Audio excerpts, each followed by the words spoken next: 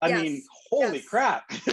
Yep. Amazing how Yep. time flies. But it's just, I want to thank you. And I'm honored that you're going to be on today because, you know, your baseline and framework and foundation has led to so many other tentacles. And I think that's a big thing for everyone to understand before we dive into kind of this training and the conversation we're going to have. Welcome to the HPLS podcast. Live, relevant, and high performance information, conversations, and education weekly.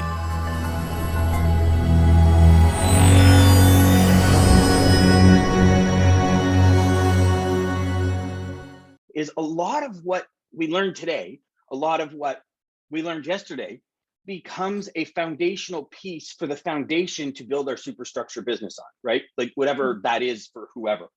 Mhm. So I'm honored that you're here. I'm so grateful that I met you all those years ago. I don't even remember how I met you. I think I got an inbound email from you, which It's is, not right. and then The all of a sudden I was invitation, like, yeah, for the yeah, and then all of a sudden, exactly. yeah, And then I was at your conference, and yeah. then we just kind of, you know, obviously with all the turmoil in my life, we lost touch. But I'm so glad we're back in touch now. So just I am share with too. us who you are, what you do, because I can't, I wouldn't even be able to make it as good as you could. So go ahead. Oh my, oh no, don't say that. Honestly, we all have our journeys, right? All of us have our journeys. Like for me, myself, I went to a similar episode that you did, very similar. I decided to become a lobbyist with the federal government, introducing businesses to the to do business with the Canadian federal government, and I kind of left the private sector, and then the downfall hit. The Canadian government stopped procuring the way that they used to procure, and they stopped doing business with the VARs, with the vendor authorized resellers, the smaller guys. And that technically, where did that leave me? And I think you and I and thousands of other people went through that same dynamic, that same shift. There has been a massive paradigm shift in the way that companies are doing business completely, not just in government, but in the private sector. So, but the fundamentals stay the same. We're still all people You trying know, to I'm do. glad you said that because one of my mentors said, I don't care how many new apps or how many new things this thing can do. I don't care that this thing has more power than Reagan's computers to run the United States when he was president. We will always only be a human 1.0. And Exactly. humans 1.0 have specific functions, specific things that trigger them to take action. And Yeah. once we understand that, we can direct all of our, and I'm becoming even more on this marketing over sales strategy because you know, Oh, if you okay. start looking at, and I think we're going to get into that because I have a feeling you're in the same mindset. And you know, you start looking at these companies like Apple and all of them. Like Apple doesn't sell, they market. You know, they don't need to sell us on the product because their marketing is so good, meaning they touch all of the hot buttons for us in an ad. You know, you see a video ad and they're like, you know, they're for, again, you know, you look at like the iPhone 13. So at the time of filming this, it's the iPhone 13 is the latest. And the iPhone 13 is like, have a Hollywood cinema in your pocket, right? The launch and the escalation of social media and everybody trying to up the next person's video. It's like, I want Hollywood in my pocket. Like I want it in my pocket now. I don't want it later. I want it now. How do I get that? And it's they don't like. I mean, the phenomenon is just insane, and I can't wait to dive into it with you because you have the fundamentals for anyone watching this to Oh, thank you. massively scale their business. And I'm so excited, and I know I want to dive in, and I'm just like I'm I bursting at just the love you, seams with Danny. I love energy. your energy. I Thank wish I you, could but tag you. I wish I could tag you. I'm just like, so let's start it here, okay? Because Okay. I think we have to take everybody back to the beginning in order to help them walk before they run and run before they leap and sprint. What are the fundamentals when we're looking at selling to the C level? What are some of the fundamentals they look at as opposed to say, I mean, and not that anyone's better than anyone, don't, for everyone watching, like don't, no comment saying blah, blah, blah, this, like, It's just fundamentally at the C level, they think of things differently than they do at a baseline level. Say for us in logistics, it'd be the shipping manager. Mm-hmm. Mm-hmm. I think, oh, I don't know how to make my computer so it doesn't, you know, the screensaver keeps popping up. So I don't know how to turn that off. So every now and again, I'll pause just to touch it. That's okay. I think you're absolutely right with the way companies are doing business. I think it's going to stop selling in the traditional sense and go more to marketing and customer service. Because I think now it's going to be the focus on serving your customers, because customers now are coming to you. They're coming to your website, they're marketing, they're driving droves of people to websites. The brick and mortar stores, all this, they're going to disappear. Like it or not, they are going to disappear. We're already seeing that. We're seeing cashiers losing their jobs. We're seeing self-checkouts. Eventually, stores will be gone. We already have the technology where you can put yourself in a store, try on clothes, and check out. You don't even have to walk into a store anymore. So I think CEOs are looking, in my opinion, are looking at a way to how can I increase traffic to my website. From a shipping perspective, it's going to be how can I get my products to their warehouses faster and cheaper? And how can I attract those companies into dealing with me so that they allow me? And I think it's going to boil down to the fundamentals. Focus on the CEO. When they call, ask them, what would compel you to do business with me? That age-old question. How do I qualify for a meeting? Not like phone them up, is this a good time? We went through this at the course. How many times do people waste time saying, is this a good time? No, it's never a good time. It's never, ever going to be a good time to talk to CEO. Never. So get that out of your head if you get through to them. But again, when you're phoning, that executive assistant, that gatekeeper, they're the CEO. That's who people should be talking to. How can I qualify for a meeting with Mr. Deegan? Why? Why do you want to meet him? Then you have an opportunity to say, and again, you speak to the benefits of what you're offering. We can help him lower the cost of his shipping. Well, how do you do that? Well, that's why we want to meet.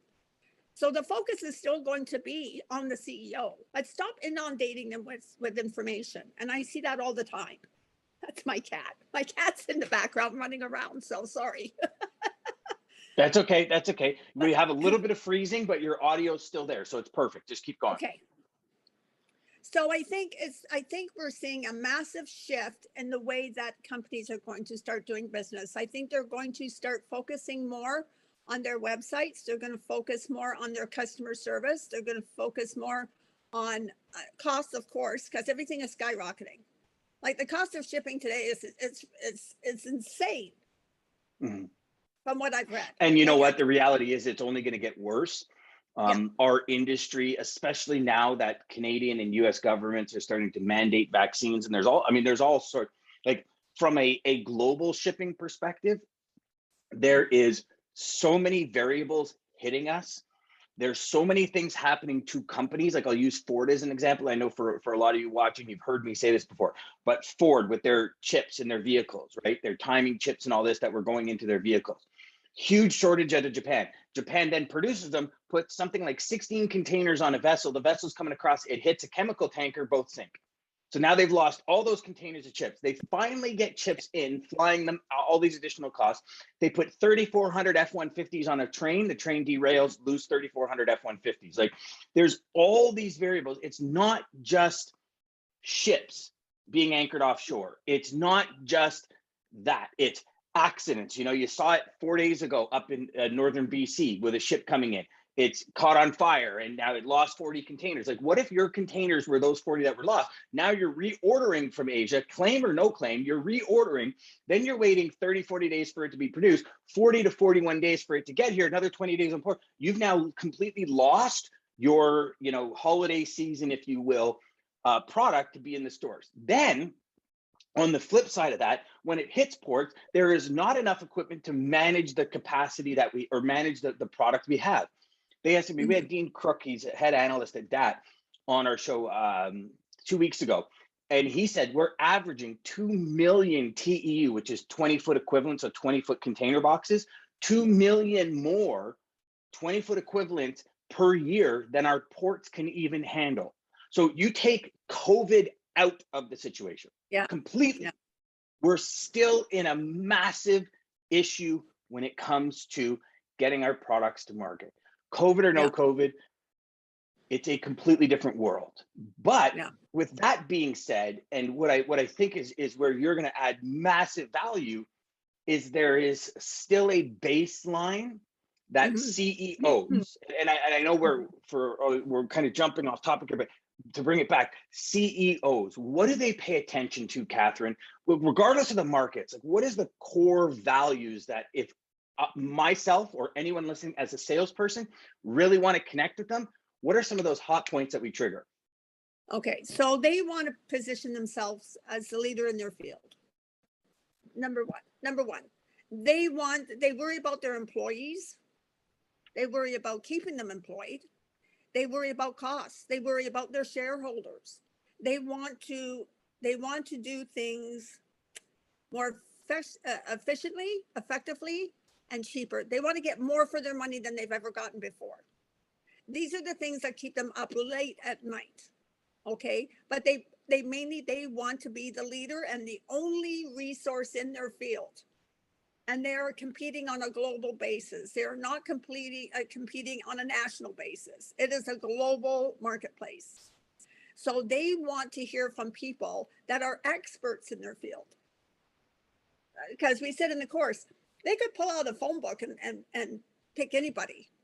They want someone to come to them and position themselves as the expert. That's what they're looking for. They just want help alleviating some of the stress.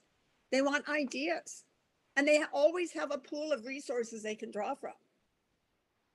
So they're going to invite you in if you can say to them, hey, I can help you achieve some of your goals. You want to do things faster, cheaper? Let's put our heads together. We can help you with that. They're going to talk to you.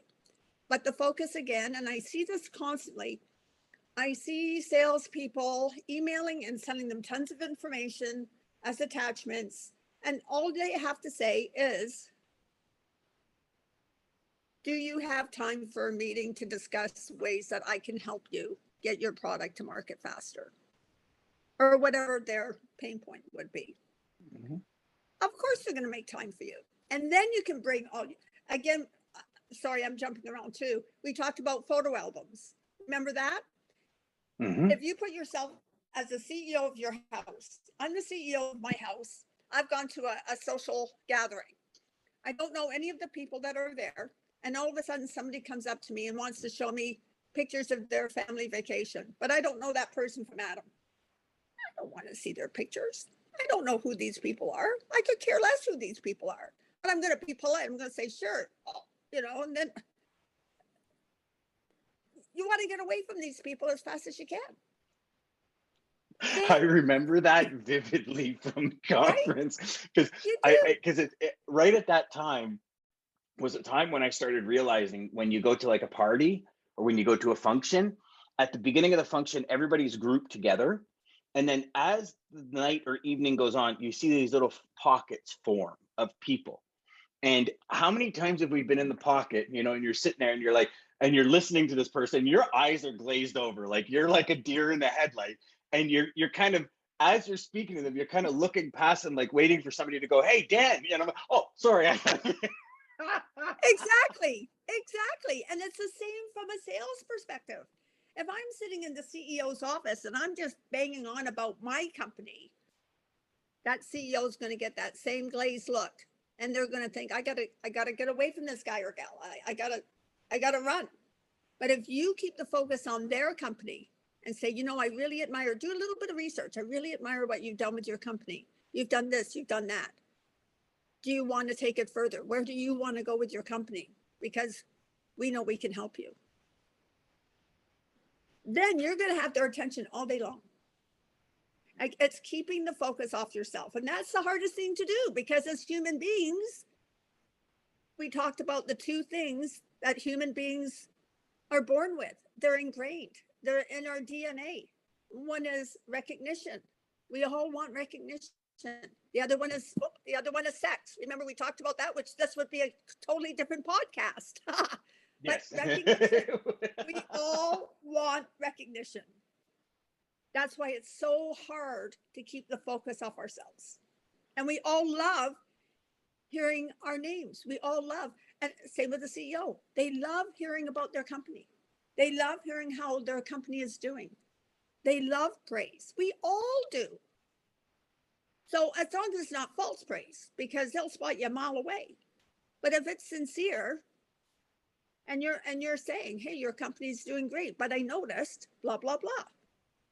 Like, if you notice, like that container going down, what if there was a way that you could help prevent that? I don't know. Like, I'm just throwing things up in the air. Yeah, you're brainstorming, but I think you hit a very valid point. Is this is not a, oh my God, you guys are so awesome, and it's like, oh really? What's so awesome about us? Well, Yeah. like, right, like, and Yeah. unfortunately, I think it happens more often Yeah. than not, and it's a loss. Like, scratch it up as a big L, and you're going to L all day long. If you, now again, if you're connecting with the CEO at this point in the conversation, you have no idea if you can help them from a logistics perspective, to all you sales reps out there. However, the false praise will get you eliminated from any possibility faster than anything else, right?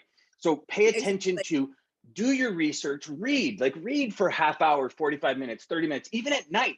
You know, every night before I go to bed is when I kind of try to consume a lot of information. And the reason being is I let my subconscious kind of dwell on it overnight. But not only that, the consumption of that information for me becomes the conversations for the next day. And so I'm not utilizing my, because again, right, we look at the function of business. CEOs answer emails at night. One of the biggest things that you taught me in the course was the fact that, hey, listen, emails are a great way, because they might be busy all day, but you're going to see, and you called it like bing, like bang, like so drilled it right on the nail, hit the head nail, right? I don't even know what kind of analogy I'm trying to use there, but you know what I'm saying? It's like all of a sudden at 8, 9 o'clock at night, my email starts going ding, ding, ding, and it's all the CEOs I emailed that day. Hey, Dan, would love to connect with you. I've included Jeff, our traffic manager, or Susan, our traffic manager, because I think the three of us should have a conversation, or I think you two should get connected. And that for me was like a, holy shit, this is real. Like, at first, I'll be honest with you, and most salespeople will say the same thing. If you have not called a C-level, it's, you get like the anxiety, the butterflies, the what do you mean? I'm just a salesperson and I'm going to call C-level. You know, I put so many people, I put it right back to when I first reached out to people like Bob Berg, who wrote the Go Giver series of books. And he is like an international best-selling author, speaks on stage, charges 25 grand for an hour speech. And here I am, started a little website called Little Conversations Today. I read the Go Giver and I had so many questions for him. I've got 4 subscribers. Nobody's listening to my videos. Nobody's listening to my podcast. Nobody's doing anything. And I reached out to him and I just said, you know, I'd really like to speak to you. And then it's like you hit send and you sweat in anticipation to get rejected. And he came back because I'd love to talk to you. And I was like, huh? Like, see? What? Yeah. See? And this, and going back, you know, when I was saying about giving somebody praise or doing some research and seeing, talking about that with a company, I think you remember the story I told, how I ended up sponsoring the Argos. Years ago, I had an image business. I saw the Argos dance team on the news and they looked tacky. They looked like high school kids. So I picked up the phone. It was 7 o'clock at night. I picked up the phone. I left a voicemail in the general voicemail box. And I said, hey, my name's Catherine Hollingsworth. At that time, it was Hollingsworth and Associates Image Consultants. I said, it's Catherine Hollingsworth. I just saw your dance team on the news. If you excuse me, they look pretty tacky. And if you want them to look like the Dallas Cowboy cheerleaders, give me a call. This is my number, blah, blah, blah. The next morning, 9 o'clock, I had a phone call for a meeting with the VP of marketing. So there you go. I love that hook. I love that. Catherine, that is one of the ultimate hooks I've ever heard in my life, because you're taking that status symbol of the Dallas Cowboy cheerleaders, right? Like, when most people think cheerleaders, they think Dallas Cowboy cheerleaders. And you're, and not only that, the colors are the same for Argos, blue and white, but it's like you're making that reference, and that would hook anyone in that position. So all of you out there, think of how you can make that's a killer hook. Yeah, damn right, you got to call back. But you can make that for any industry. If you see something on the news and you say, hey, I just saw one of your trucks in a rollover on the 401 and that's going to delay your shipping, or I don't know what your companies are doing, but anytime you see anything on the news that you can help with or help prevent, don't wait. Pick up the phone. Pick up the phone and call. Call. Don't wait. Don't hesitate. Just pick up the call and say, hey, I saw this happening. If you want this to happen, give me a call. If you want to improve that situation, give me a call. You're leaving it in there. Of course they want to improve it. Of course they want to improve their situation. I will promise you they will call. I will promise you that they will call. Waiting it's the enemy. We all hesitate. And what's the old saying? He who hesitates is lost. Like, you reached out to the speaker. What happened? He came on, and we've developed a great friendship after that. We become great friends. Mm-hmm. There you go. Because so many of us, we get in our own way. Oh, I can't do that. I don't have the money. They're going to think I'm not important enough. They're going to think that my business is too small. They're going to think we all make this we are so hard on ourselves. We are just as important as the Queen of England. We are just as important as the Prime Minister of Canada, because we are all human beings doing the best we can. So stop getting in your own way. People need to stop and say, hey, I have a short time on this earth. And we do. We don't live as long as parrots, for God's sakes. We have a short time on this earth. I'm going to be happy. I'm going to enjoy what I'm doing. I'm going to ask. And if they say no, so what?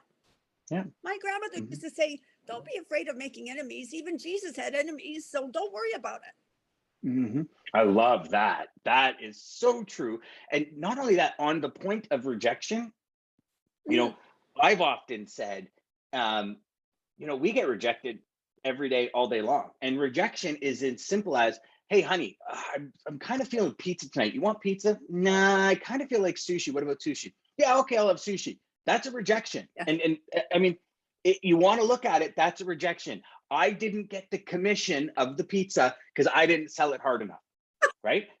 And I mean, when we think about it, everything in life is a commission. I met my wife. We connected.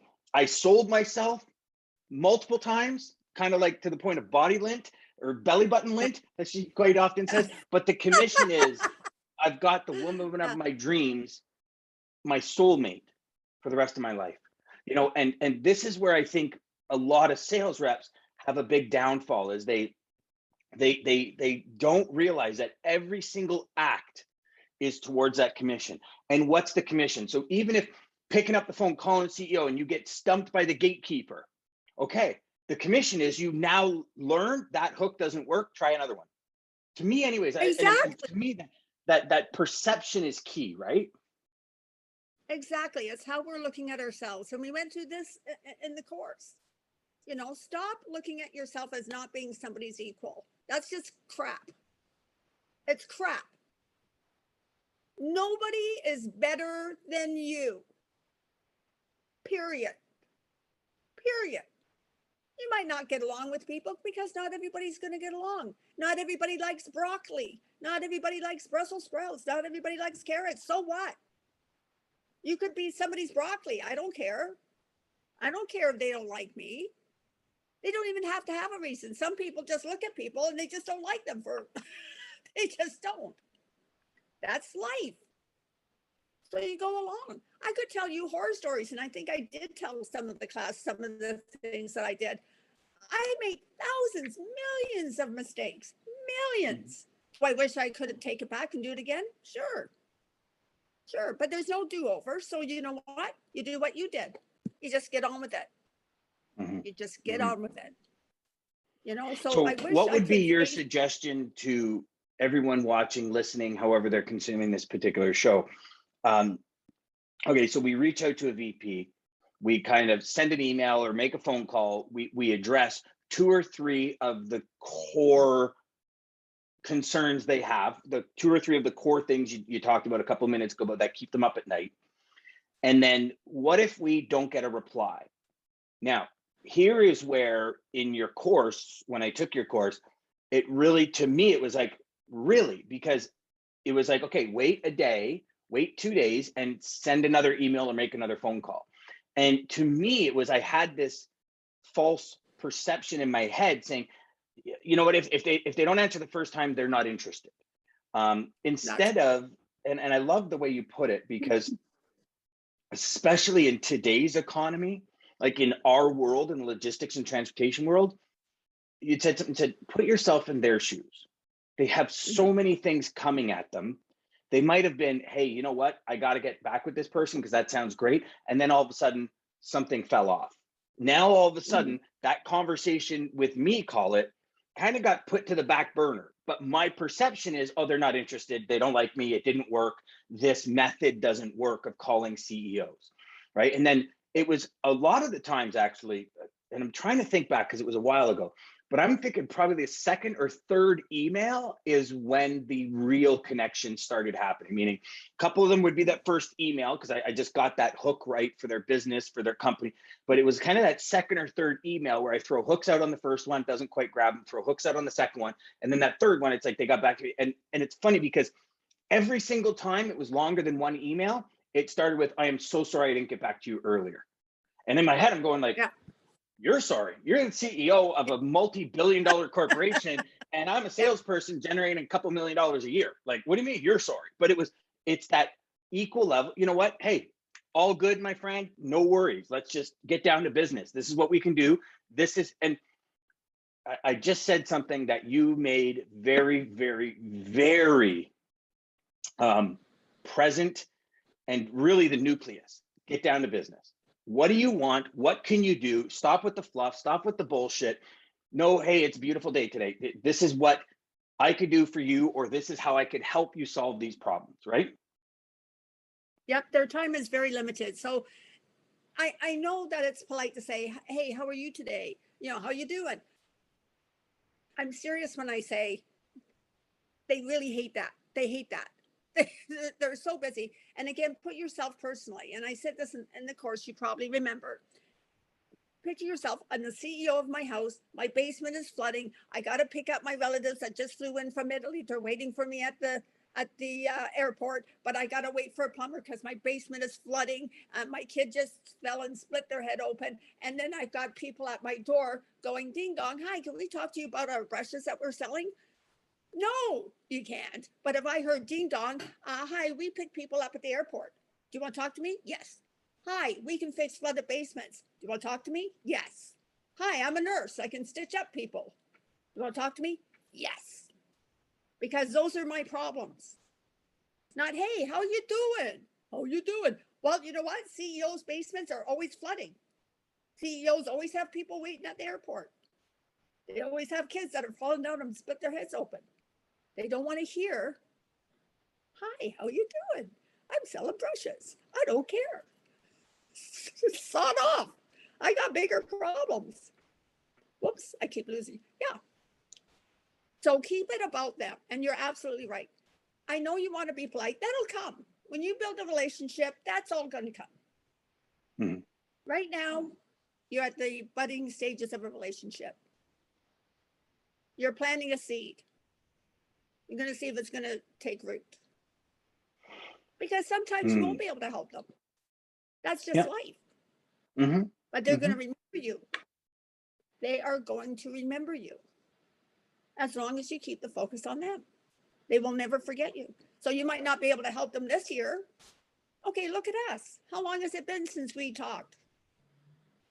Well, I mean, like 15 years, I think, since we've spoke. At Well, least. probably not 15, probably 13, because we were like 2007, 2006, 2007 when I went to your course. And then we communicated for a while afterwards. But as soon as the whole, I think it was actually just before the economy crashed in 2008 and 9 that we lost touch, I guess, for lack of a better term. Yeah. But when I reached out to you just a few days ago, it was like time's never passed. Exactly. And that's how it's going to be. When you build a relationship with a CEO, with anybody, with anyone. I mean, I'm sure, and again, I always try to make it reference my personal life, because personal lives and business lives are not all that much different. If you can always just picture yourself, if you want to know how a CEO is feeling, picture yourself as the CEO of your household. How am I going to feel if somebody approached me the way I'm thinking of approaching you? If it doesn't feel right, change it. If people are wondering, ask them, why didn't you go with us? What can we do? What can we do differently? Hardly anyone I know asks that question to a CEO. When I talk to salespeople and they say, no, we didn't get the sale. Why not? He didn't say. Did you ask him? No. Why not? Was afraid to. If they're honest, they're afraid to. Mm-hmm. You know, I mean, if they're honest, salespeople are afraid to ask a lot of things, which is they are.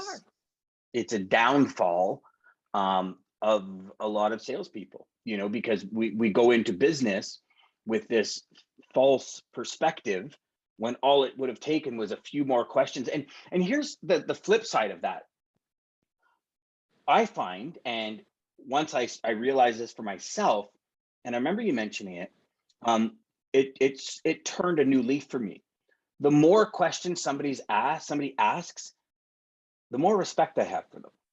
Because when they ask questions, they're not leaving anything to chance. They're not leaving anything just, okay, I understood it to be A, you see it as B. And, it's amazing because I see it in so many different ways of life. As simple as I show you a picture, you see certain colors, I see certain colors, you see a certain perspective, I see a certain perspective. It's never the same. So how do we do that? You're right. I call it QCESP. So qualify, clarify, expert story positioning. So qualify, ask the customer a question that's going to qualify them based on your customer profile. Then clarify the answer. Perfect example is in our business, my big question, Catherine, has always been, what's your primary and secondary reason for adding or switching a service provider? They say price and service. I don't just assume price is $5, $10, $100. I've had customers that have said, well, what do you mean by price? Well, I take the cheapest quote. Well, does that mean if I'm $10 more expensive, you're not going to use me? Yeah, pretty much. My boss has a mandate that I must choose the cheapest carrier. Okay, that's price to that person. Price to another person might mean I'll give you an extra $150 if you solve my problems all day long. Service, right? Service is another one. Everybody has this, well, service is this, service is that. No, service is the perspective of the customer, how they want it to happen or what they need to happen. That is service. That's value. I love golf. You give me a putter that's guaranteed. Okay. So you'll love this analogy. Somebody comes to us and says, I will sell you a putter. It's $5,000. It's going to knock 9 strokes off your game, guaranteed. I will max out, if I don't have room on a credit card, I will max out 2 or 3 credit cards to get that putter, 100%. Because 9 strokes to somebody who loves golf is the difference between taking all my friends' money or taking some of it, right? So there's that. I have a friend who loves music. He bought a $10,000 stereo. Everything in my body tightened up, and kind of like, without getting too graphic, like a duck's arse underwater kind of tightened up. And I said, 10 grand? He goes, yeah. He goes, but Dan, you hear, like, it's amazing what you hear. And I'm like, dude, I've got a $60 Sony speaker that's perfect for me for sound. I hear the music, I hear the bass, I'm good. So I would never spend $10,000 on a stereo. He would never spend $5,000 on a putter. We have different desires, different things that is value to us. I see the value in a putter that guarantees me 9 strokes off my game. I do not see the value in a $10,000 stereo when Google Home or something plays music just as like perfectly for me, for my own desires, right? Yep, you nailed it. You nailed it. It's going to be different with everybody. And salesmen have, if they've got to, as a mantra, say, I'm going to ask, I'm going to ask, I'm going to ask. You know, I'm a very high energy person and I'm loud. You've been to my course. I'm loud. I'm very, what do they call it? Cartoonish, not cartoonish, but you know what I mean. What's the word? Animated. I'm very animated. I move around. It's very hard for me. It's very hard for me to sit still. It's very hard. I have to be moving. So not everybody can take a personality like mine. There are people. I'm glad you brought that up. Go. You know, that's okay. That's okay, because on a sales team, when you can pretty much know. Remember when I was saying there's some people going to meet you and they're not going to like you? It's going to be based on, because we're totally different people. Right? So bring somebody on your team that's more on that level. Because I have 2 sons, 2 totally different people. One is very athletic, like a jock, and the other one's very meticulous and studious. They don't identify with each other. They get along, but you tend to gravitate to people that are more like you. So with salespeople, if they don't get a sale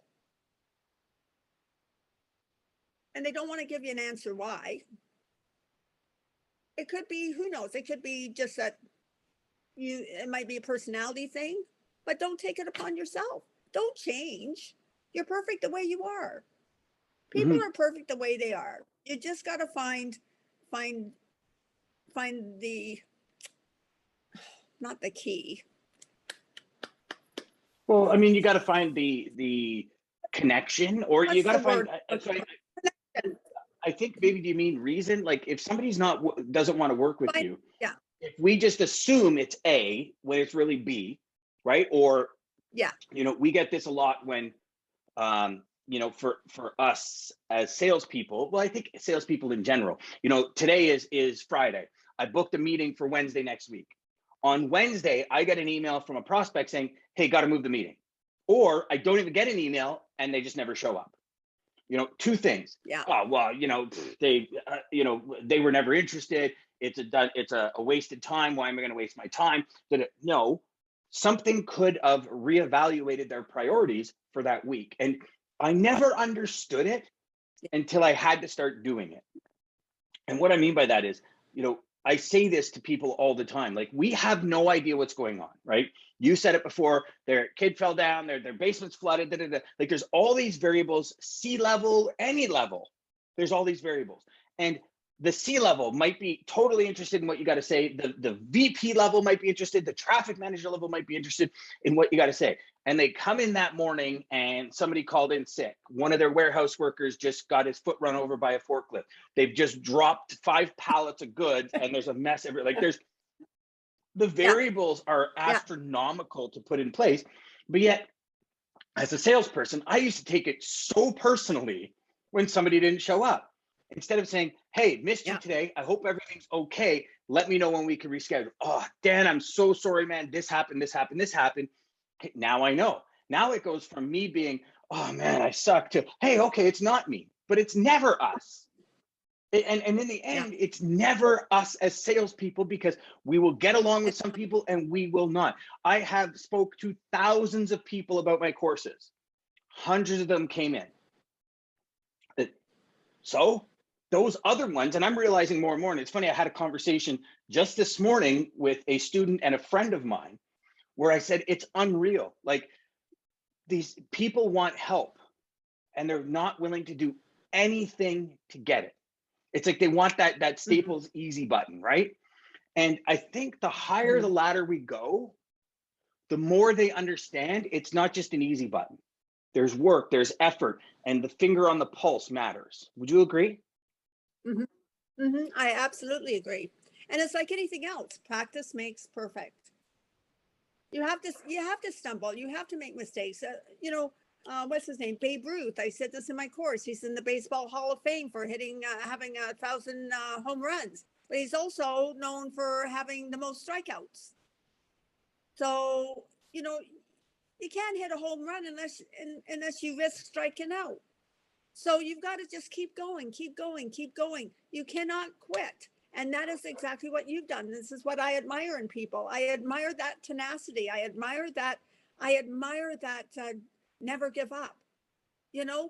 Like just keep swimming, man. Just keep swimming. So you got to float for a while, but just keep swimming. Just don't stop. My, No my matter mom used to what have happens. a saying on the fridge when I was a kid, and it was a magnet, and it had a person with a rope and a knot at the end of the rope, and they were holding on for dear life. And it says, "When you get to the end of your rope, tie a knot in it and hang on." Just hang on. And it's true. It is true. Like, and nobody escapes life without a turn on the cross. Nobody. We just don't see it. So every single person that walks this planet, we are connected to them. They have the same pains that we have. So when people think that they are not the equivalent of a CEO, they could not be more wrong. The only difference is that they have tremendous focus. They are focused. Traditionally, they are known to be horrible listeners. If you ask somebody about CEOs, they say, "Oh, they don't care. They never listen to me." They do listen to you. What did we say before?